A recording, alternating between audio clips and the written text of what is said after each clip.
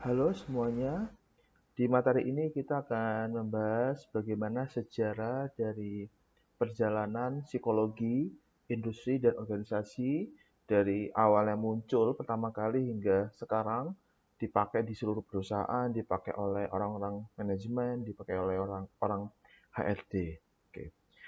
Pertama, psikologi industri dan organisasi itu muncul ketika Perang Dunia Pertama, di mana ketika itu negara yang menggunakan konsep atau teori dari PIO itu adalah negara Amerika. Jadi ketika itu Amerika itu berusaha untuk melakukan screening, melakukan penilaian terhadap para tentaranya untuk proses penempatan. Di slide kedua di World War I di sini Robert Yerkes, di mana beliau adalah presiden dari American Psychological Association dan juga sebagai psikolog yang bekerja di US Army atau Tentara Amerika Serikat, itu membuat sebuah tes intelijen, tes kecerdasan atau intelligence test untuk apa? Untuk placement of army recruits atau untuk placement, penempatan dari rekrutmen tentara. Jadi kalau melihat contohnya di sini ada contoh tes berupa gambar di sini ya dari nomor 1 sampai nomor 20. Itu ada beberapa gambar yang dulunya dipakai untuk sebagai tes intelijen. Apa fungsinya? Jadi mereka-mereka tentara-tentara yang dites kecerdasan oleh Robert Yerkes sebagai psikolog di US Army, itu dilihat kecerdasannya. Semakin dia pintar, maka dia dapat penempatan yang tinggi jabatannya. Tapi semakin dia rendah intelijensinya, maka dia ditempatkan di jabatan yang rendah. Bisa jadi prajurit atau mungkin sebagai petugas masak, petugas dapur, atau mungkin petugas mengangkat barang-barang dan sebagainya. Jadi tidak mendapatkan jabatan yang strategis jika intelijensinya rendah. Jadi kalau kita membahas tentang PIO hari ini, di mana banyak HRD melakukan tes psikologi kepada pegawai, terus juga melakukan tes kepada um, calon pegawai, apakah dia cocok diterima di perusahaan atau enggak, maka dulu Yerkes itu telah melakukannya ketika Perang Dunia Pertama. Jadi konsep psikologi, industri, dan organisasi di era sekarang itu telah dilakukan di zaman-zaman dulu ketika Perang Dunia Pertama oleh tentara Amerika. Untuk apa? Untuk placement atau penempatan eh, karyawan atau penempatan tentara begitu. Nah, di selanjutnya Yerkes dan eh, koleganya itu memiliki dua tes. Ada yang alpha test dan ada yang beta test. Lalu apa bedanya alpha test dan beta test? Nah, di sini teman-teman semua kita bisa melihat bahwasanya alpha test was used for those who could read. Kalau yang beta test itu for non-literate recruits. Jadi alpha test itu buat mereka yang eh, bisa membaca, terdidik gitu. Kalau yang beta test itu mereka yang eh, kurang literasi gitu, kurang pendidikan.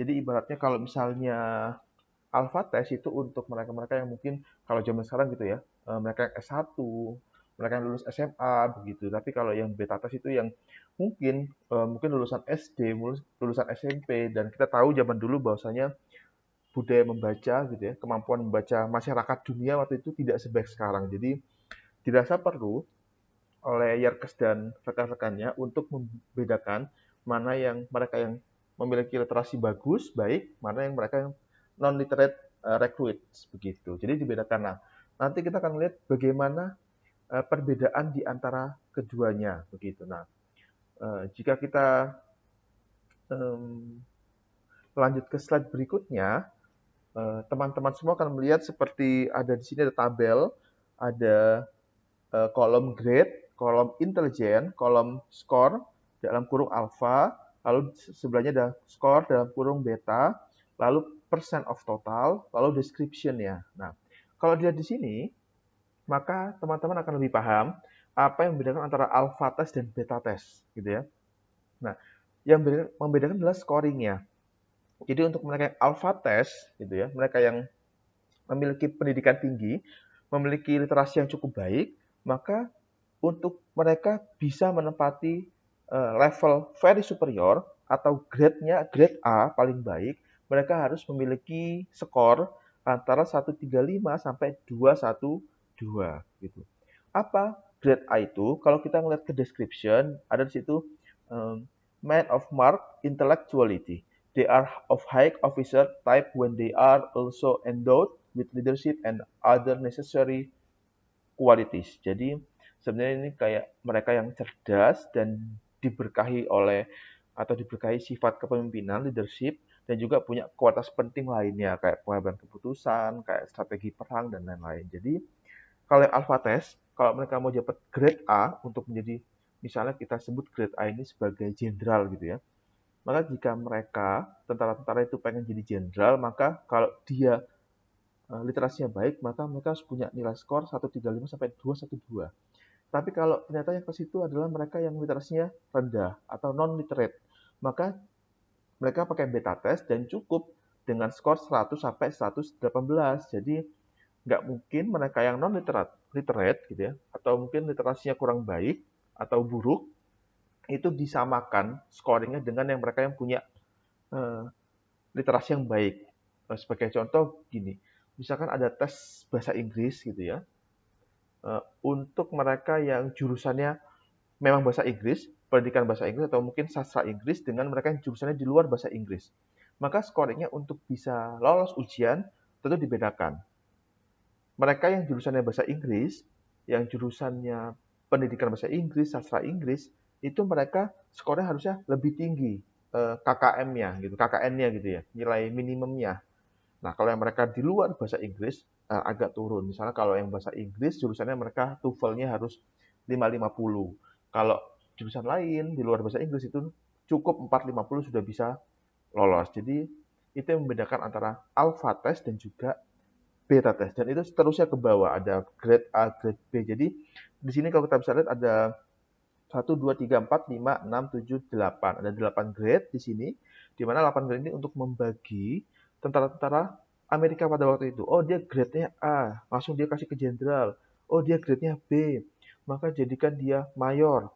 Oh, dia grade-nya C+, jadikan dia letnan letnan 2 misalnya. Jadi grade itu untuk menentukan penempatan. Semakin dia cerdas, semakin dia pintar, maka dia diberikan jabatan yang strategis, yang memiliki tanggung jawab lebih besar begitu. Nah, itu yang membedakan antara alpha test dan juga beta test. Nah, kalau kita lanjut lagi, teman-teman semua, dari situ maka di sini kita setelah Perang Dunia I, Perang Dunia Kedua, tentunya kan psikolog ini kan tetap ada, tetap eksis. Sementara ketika Perang Dunia itu digunakan psikolog-psikolog itu untuk men-screening, untuk melakukan placement test.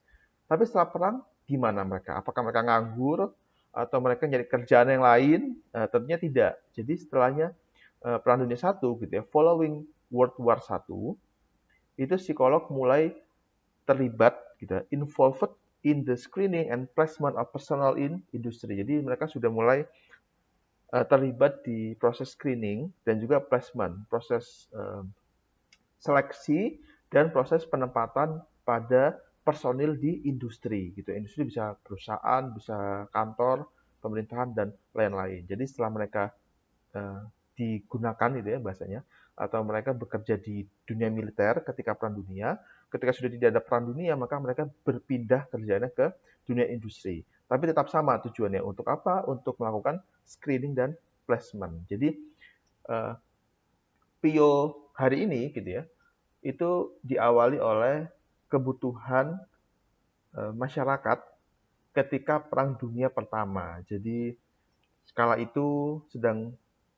gencar-gencarnya perang, membutuhkan banyak prajurit, terus juga tentunya tidak bisa ada pendidikan dan sebagainya. Jadi harus setelah mereka seleksi, mereka harus langsung perang, sehingga perlu yang namanya tes psikologi begitu. Nah, setelah Perang Dunia Pertama, akhirnya psikolog-psikolog yang awalnya kerja di dunia militer itu berpindah ke dunia industri, gitu ya, teman-teman semua. Lalu selanjutnya, setelah dari personal in industry, selanjutnya kita akan melihat sebuah grafik. Di sini ada sebuah judul artikel namanya The Brief History of Personnel Counseling in Industrial Organizational Psychology. Jadi di sini, Bapak Ibu semuanya, teman-teman, sebentar, ini dia. Jadi di sini tuh melihat persentase berapa jumlah psikolog PIO yang terus berkembang dari tahun ke tahun. Kita tahu bahwasanya perang dunia itu kan di tahun 1910-an, 1919, 1920 itu kan sudah perang dunia pertama. Nah, di sini ternyata berkembangnya zaman setelah perang dunia pertama selesai di tahun 1936 sampai 1955 itu adanya peningkatan. Kalau di sini teman-teman lihat kalau yang warna hitam, kotaknya hitam itu artinya persentase konselornya. Jadi kalau di sini kita lihat ternyata di tahun 1948 tuh cukup tinggi jumlah konselornya. Lalu lambat laun di tahun 1955 terus menurun. Jadi ini adalah teman-teman semua, ini adalah grafik fluktuasi dari psikolog industri pada zaman itu, khususnya di Amerika. Begitu. Nah, di kanannya itu dari sekian banyak gitu. Jadi kalau dari sini kita lihat ada sekitar eh, dari 736 psikolog industri itu terbagi dengan berbagai macam topik gitu ya. Terbagi dengan beberapa macam concern. Pertama apa? Ada yang outside relationship, hubungan dengan luar, ada job or salary, kerjaan atau gaji, ada demotion dan downgrade artinya fokus kepada penurunan jabatan, penurunan karir, ada yang fokus ke karir progress. Jadi ada psikolog yang khusus untuk mengkaji dan melakukan proses eh, peningkatan karir seseorang. Ada health, ada kesehatan, ada coworkers, ada supervisor, performance, dan juga personality disturbance. Jadi waktu itu ada lebih kurang ada 9 topic of concern di awal-awal psikolog industri itu muncul. Tapi sekarang kita tahu banyak sekali gitu ya topik-topiknya semacam kayak teamwork, time management. Jadi satu banyak banget di industri itu. Terus juga kalau misalnya kita tahu ada fungsinya untuk eh, loyalitas dan lain-lain. Jadi di awal munculnya psikolog industri itu ada lebih kurang ada 9 topic of concern yang dibahas atau yang difokuskan oleh para psikolog industri. Nah, kalau kita masuk ke slide berikutnya ada tremendous industrial growth atau pertumbuhan industri secara dahsyat. Jadi ketika Amerika, kita tahu waktu itu ada revolusi ya, ada Amerika, ada revolusi Perancis, ketika industri mulai berkembang, industri 1.0, 2.0, artinya kebutuhan masyarakat akan industri itu sangat besar. Sehingga tentunya industri itu membutuhkan orang psikolog untuk melakukan kegiatan screening dan placement terhadap pekerjanya. Nah, sama pun ketika US di sini ketika US, while the US was experiencing tremendous industrial growth, jadi ketika US itu memiliki pengalaman pertumbuhan industri yang sangat dahsyat, sangat masif, sangat tinggi, maka psikologi industrial, industrial psychology itu mulai untuk mengambil alih. Mengambil alih apa? Gitu ya. Mengambil peran apa? Ada dua di sini. The first, apa itu? Menciptakan doctoral degree in industrial psychology di tahun 1921. Jadi psikolog industri itu akhirnya memiliki atau apa ya? Lulusan S3 khususnya di psikologi industri tahun 1921. Jadi ketika permintaan masyarakat terkait dengan psikolog industri itu meningkat, khususnya di Amerika, itu muncul atau terciptanya ada lulusan S3 di Amerika Serikat. Lalu yang kedua apa? Psikologis atau psikolog itu bekerja directly. Work directly itu bekerja secara langsung dengan industri sebagai apa? Consultants dan researchers. Jadi awalnya itu fokusnya kepada mereka praktik gitu ya. Praktik artinya langsung berhadapan dengan klien karena banyaknya kebutuhan psikolog pada saat itu, maka em, psikolog saat itu akhirnya dijadikan seorang konsultan dan juga sebagai peneliti. Artinya psikolog industri tidak lagi langsung bertemu dengan klien, tapi juga menjadi orang kedua atau mungkin kita bisa bilang eh, sebagai sekretaris, sebagai orang di belakang layar, sebagai apa? Sebagai konsultan dan juga sebagai peneliti. Sama seperti pertemuan sebelumnya, jadi psikolog industri organisasi itu ada dua objektif ya. Yang pertama adalah kita sebagai orang psikolog atau orang psikologi, khususnya di industri kita harus memperbanyak penelitian di bidang industri dan organisasi. Itu yang pertama. Lalu yang kedua, setelah kita memperbanyak riset, memperbanyak baca, memperbanyak review artikel, lalu yang kedua, tugas kita adalah untuk bisa melakukan um, action, memberikan treatment kepada klien atau pekerja dalam hal ini. Apa itu? Bisa menjadi konsultan, menjadi seorang psikolog, menjadi seorang konselor, dan lain-lain. Jadi ini telah dikerjakan oleh psikolog Amerika khususnya pada saat itu sebagai konsultan dan researchers gitu yang awalnya langsung berhadapan dengan klien, maka ketika adanya revolusi industri di Amerika, itu psikolog tidak hanya langsung bertemu klien, tapi juga sebagai orang di belakang layar, sebagai apa? Sebagai konsultan dan juga sebagai peneliti begitu. Nah, dari proses itu tentunya psikolog terus berkembang, terus bertambah jumlahnya sehingga karena sangat cukup banyak jumlahnya, maka munculnya yang pertama adalah organisasi consulting psikologi pertama kali. Jadi kalau di temanya di start kita sekarang selanjutnya the first psychological consulting organization, maka di sini kita tahu bahwasanya Walter D. Scott itu membuka sebuah firma konsultan gitu ya, konsultan terkait dengan personil gitu, individu di tahun 1919 gitu. Nah, dan mereka bersama dengan James McKin-Cattell di tahun 1921 membuat sebuah psychological corporation. Jadi awalnya Scott itu membuat sebuah firm yang cukup kecil, tapi di 2 tahun setelahnya, di tahun 1921, Scott bersama dengan juga Cattell itu membuat sebuah corporation, sebuah perusahaan psikologi. Jadi semakin luas. Kenapa? Karena pertama kebutuhan demand, kebutuhan pasar yang sangat banyak, dan juga tentunya psikolog terus bermunculan karena kebutuhan tersebut. Jadi akhirnya muncul di tahun 1921. Nah, lebih kurang begitu teman-teman semua terkait dengan materi sejarah, khususnya awal mula munculnya PIO di Perang Dunia Pertama. Jadi